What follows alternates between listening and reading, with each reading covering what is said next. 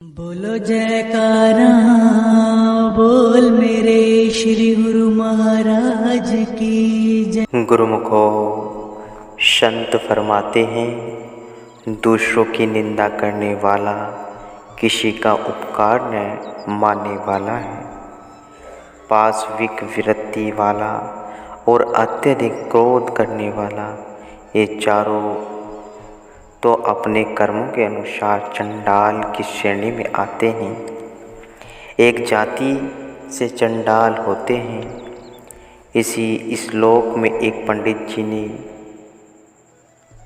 राज दरबार में कथा करते हुए पढ़ा।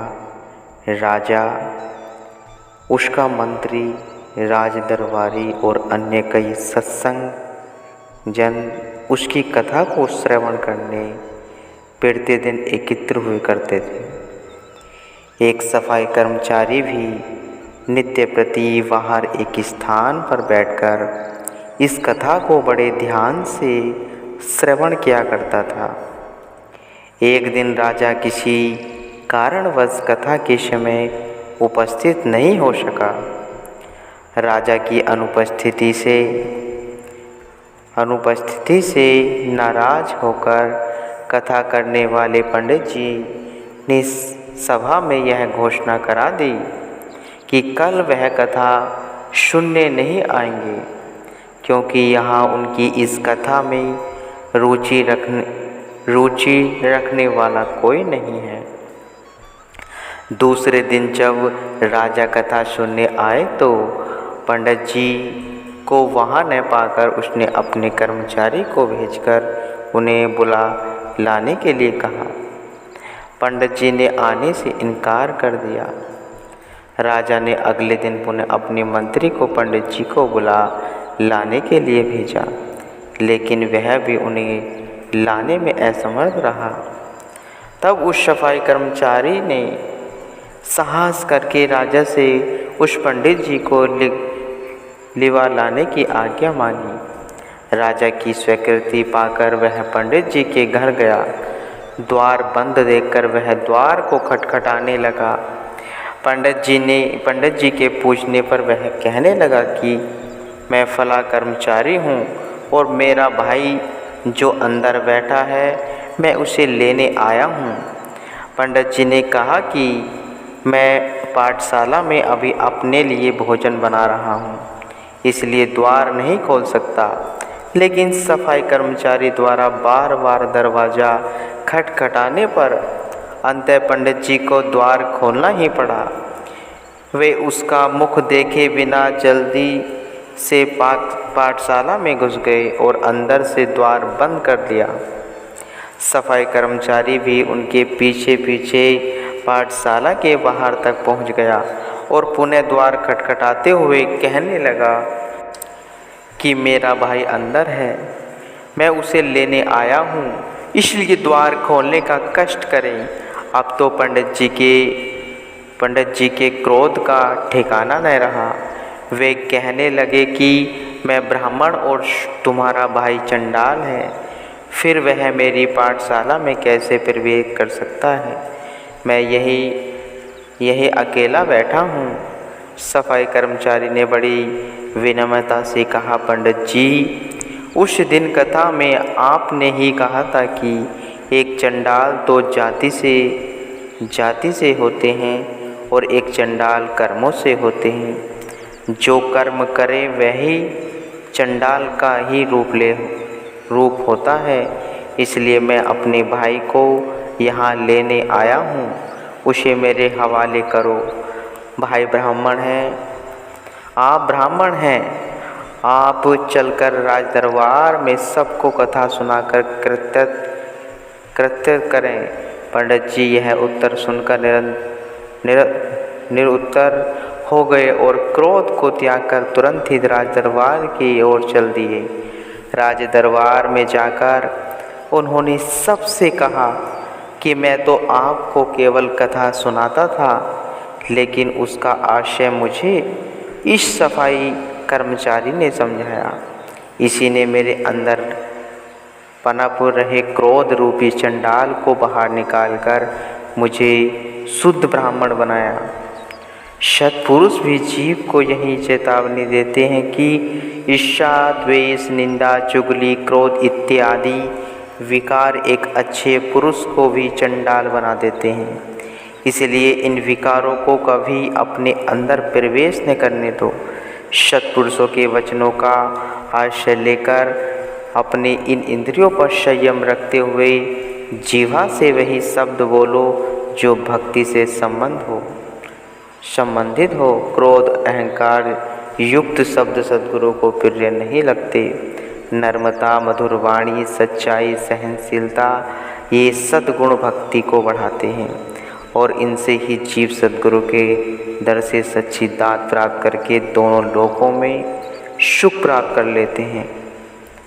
जो अपनी वाणी पर संयम न रखकर कड़वे क्रोध और अहंकार भरे शब्द बोलते हैं, वे सद्गुरु को प्रसन्नता से वंचित रहकर जीवन भर पछताते ही रह जाते हैं।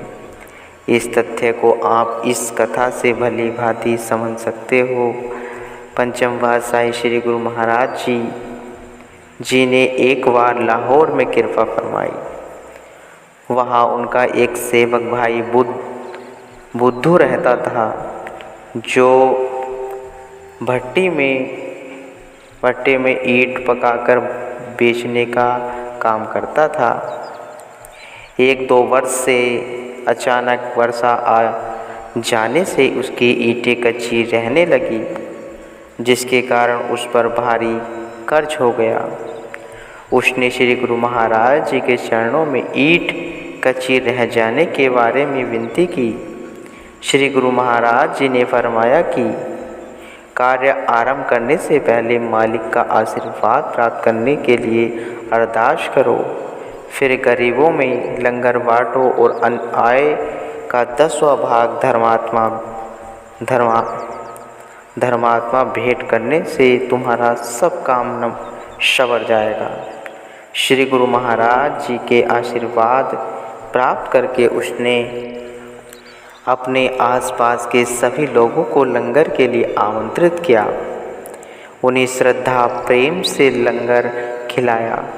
लंगर के बाद उसके कार्य की सफलता के लिए अरदास होने ही वाली थी कि तभी एक सेवक भाई लखू मैले कुचले कपड़े पहने वहाँ आ पहुँचा और उसने लंगर प्रसाद पाने के लिए आग्रह किया, लेकिन भाई बुद्धू ने उसकी दीनहीन अवस्था देखकर उसे लंगर खिलाने के लिए इनकार कर दिया और साथ में बहुत से अपशब्द भी कह दिए।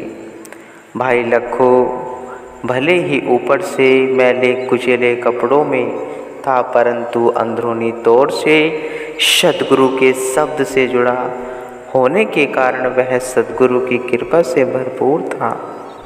उसके मुंह से वरवस ही निकल गया कि जिस भट्टी के पकाने में गुमान में इतने अपशब्द बोल रहे हो, वह पकेगी ही नहीं और ईंट कच्ची ही निकलेगी। ऐसा कहकर वह लंगर का प्रसाद पाए बिना ही वहाँ से चल दिया। भाई बुद्धू ने मन में विचार किया कि मुझे श्री गुरु महाराज जी ने आशीर्वाद दिया कि अब की बार तुम्हारी ईंट पक्की निकलेंगी, इसलिए यह कुछ भी कहे, मुझे उसकी तनक भी परवाह नहीं। लंगर से निवृत्त होकर जब उसने जाकर भट्टी खोली तो क्या देखता है कि सभी ईंटें पूर्वतः कच्ची ही हैं। वह बहुत मायूस हुआ और हैरान होकर श्री गुरु महाराज जी के चरणों में जा उपस्थित हुआ और रोते रोते सब्रतांत अर्ज किया। श्री गुरु महाराज जी ने फरमाया कि तुमने अवश्य ही किसी गुरुमुख भाई का अपमान किया है। हमारा हुक्म बदलने की अन्य किसी में सामर्थ्य नहीं। फरमाया, मेरे बांधे भक्तु चढ़ावे बांधे भक्तु न छूटे मोही। एक समय मोह कहो गहे बांधे तह फुनी मोह जवाहु न होए। कथन करते हैं कि मेरे द्वारा बांधे हुए को मेरा भक्त छुड़ा सकता है, परंतु भक्त द्वारा बांधे हुए को मैं नहीं छुड़ा सकता। यदि किसी समय मेरा सेवक मुझे अपने प्रेम पास में बांध ले तो मैं कोई जवाब नहीं दे सकता। श्री गुरु महाराज जी ने कहा कि करने वाले प्रेमी सेवक के आगे हमारे भी पेश नहीं चलती। तुम ख्याल करके सच बताओ कि तुमने किसी गुरुमुख को मुँह से कोई कटु शब्द तो नहीं कहे। यह सुनकर भाई बुद्धू ने कहा, लखू नाम का एक गरीब भक्त मैले कुचले कपड़े पहन कर आया था। उसे मैंने अपशब्द कहकर लंगर प्रसाद खिलाए बिना ही वापस भेज दिया। उस समय उसने यह कहा था कि तुम्हारी ईंटें कच्ची निकलेंगी। गुरु साहिब जी ने कहा, लखू तो गुणों में भरपूर है और उसके दिल में हमारे लिए अथाह प्रेम है। तुमने उसको बुरा भला कहकर अपना काम स्वयं बिगाड़ा है। हम भी सच्चे सेवक का कहा नहीं मोड़ सकते। तुम्हारी ईंटें कच्ची ही निकलेंगी। भाई बुद्धू ने गुरु साहिब जी को दंडवत प्रणाम करके विनय की।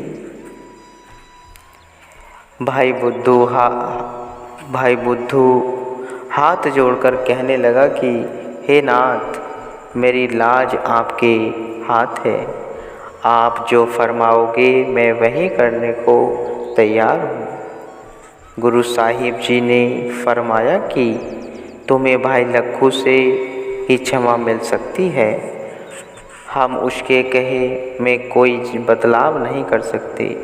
भाई बुद्धू दिल में नर्मता धारण करके भाई लखू के घर गया और उनके चरणों में गिरकर क्षमा मांगी।